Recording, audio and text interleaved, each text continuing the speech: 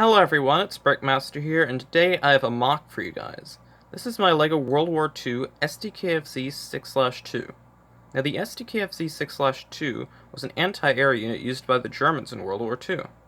So the Sdkfz was a truck, well, a half-track to be specific, which means that it has tires at the front and it has treads at the back. If you're not a World War II person, you might think that, oh, that's kind of strange that they wouldn't just use either all wheels or all tracks. But this was actually a pretty smart decision because it provided some pretty good turning ability at the front. Plus, it would also give the truck some good stability at the back and could really help it go over some rough terrain, which was where a lot of these were used. Another thing about this vehicle is that it had a pretty powerful anti-air gun, which is also known as the flat gun. Now, if you were an Allied plane and you're flying around and you see this, you should remember that this is actually a pretty formidable opponent. But another thing about this vehicle is that even though it can do a lot of damage, it is not very well protected. You can see this is a truck, and a 50 cal or 20 mil will be devastating for this thing. So, yeah, that's basically it for all the history with this vehicle. Next, we'll go ahead and look at the MOC itself.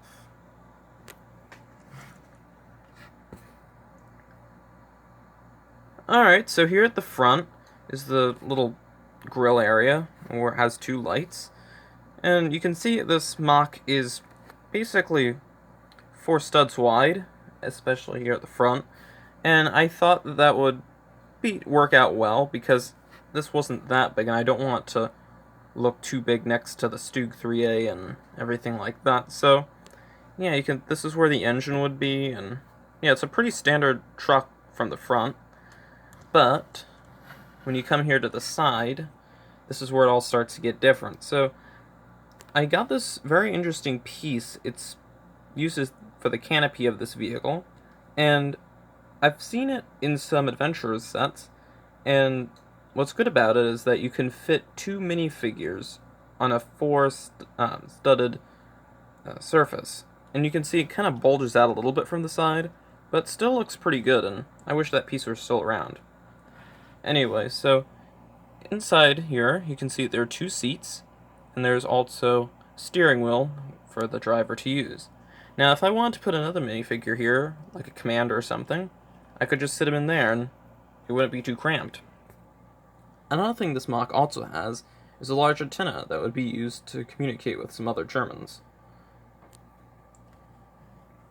Back here you can see the tracks themselves, and these are the smaller tracks that are only about a stud wide, but I think they worked out really well with this.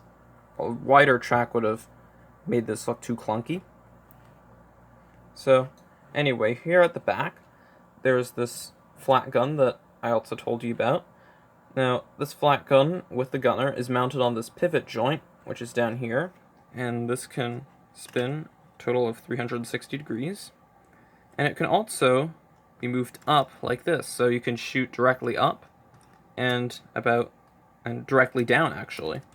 So this has a really good range of motion, and this is how I built the gun itself.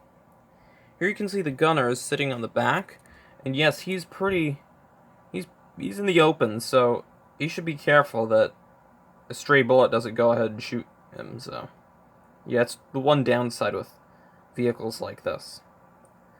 This also has a little clip here which can be attached to some kind of cart or something. I haven't built any yet, but I think I will.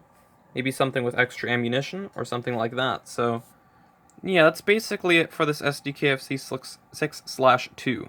So I hope you enjoyed this video. Stick around for more World War II MOCs, because they will be on the way. Probably not as much as other things, but yes, they will be on the way. So I hope you enjoyed this video, and I'll see you all later. Bye!